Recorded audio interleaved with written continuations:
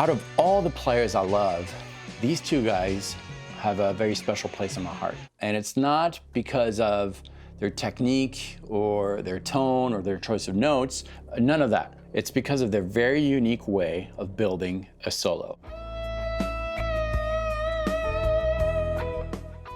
Now, before we get into the Walsh-Felder method, I want to take you back to the very first time I heard what was going on when those guys played.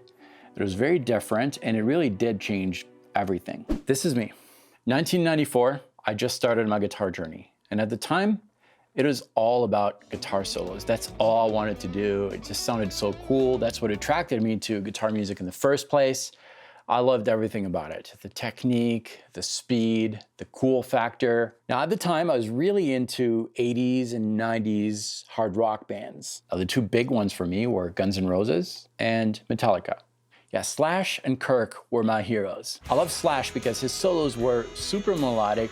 I love the choice of notes. It was new to me. It was something that I could sing, that I could remember, and it just sounded really cool.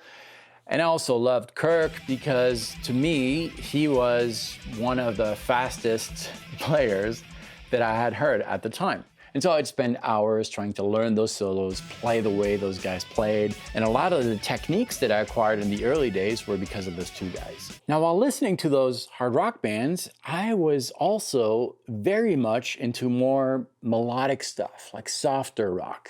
Now, I would never admit that to my friends because, you know, typical teenage guy wanting to fit in. But I really loved bands like Marillion, Journey. And what's interesting is that now, looking back at those bands that I would listen to in my closet, I realize that those bands do use the thing we're going to talk about today. All right, so back to the 90s, here I was, typical metalhead. And the interesting thing is that whenever I thought about music, I didn't really think about those hard rock bands.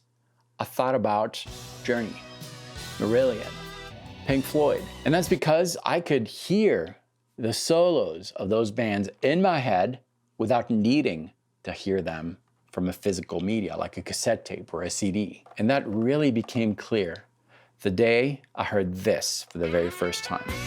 Yeah, the solo from Hotel California really changed everything for me.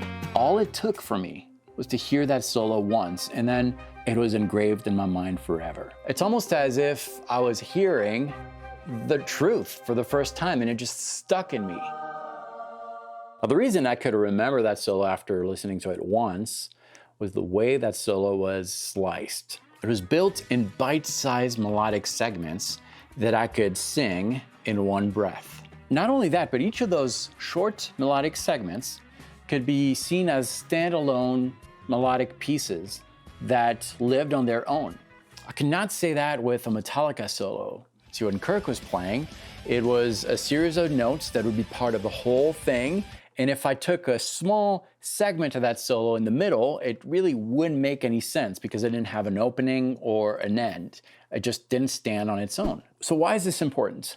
Well, it's important because as humans, we like simplicity. We remember simple things. I mean, think of all the fairy tales, very simple stories, right? Little Red Riding Hood, little girl wants to visit her grandma, goes through the forest, the wolf tricks her into thinking that he's the grandma, the girl cuts the wolf open, or is it someone else? I can't remember. Anyways, very simple series of events, right? And that's what the Walsh-Felder method is. Now, the genius of this is that as humans, if we can recall something in our minds, we start liking that thing. And that can be dangerous, right? Because you can start liking some things that are not really good for you. Bad habits happen because you remember the experience, and that explains why, we kind of repeat bad patterns in our lives over and over. But that's what Joe and Don are using here. Very short melodic sentences that you can remember. What Walsh and Felder did was allow you, the listener, to experience that musical piece without needing to hear it. See, the tune is no longer dependent on a physical media like a cassette tape or a CD or even your phone. You hear it once, close your eyes, and you can hear it. That musical piece is now part of you. And the next time you actually hear that song, you're gonna appreciate it even more. All right, so how can you use that Walsh-Felder method in your own playing? Well, it's actually pretty easy. Let's take this for example. We've got a short section on which we need to play a solo. Before playing anything, I want you to consider that those few seconds you have to play is an empty page. On that page, we're gonna write a story. We have two choices. We can write the story this way or this way. Now the second way is way better because the thoughts are already organized for you in paragraphs. And that's what the Walsh-Felder method is. It's playing in paragraphs. Now, not only do these paragraphs are part of a fuller story, but the Walsh-Felder method makes these paragraphs standalone pieces. So if you heard this, for example,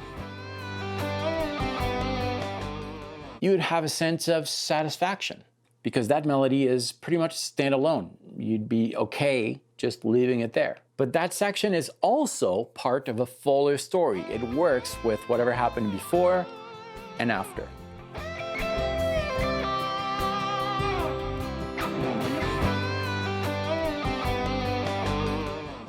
Okay, so practically speaking, how do we build something like this?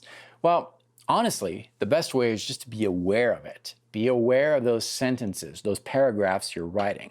Make sure you keep them short enough so that you can sing them with a single breath.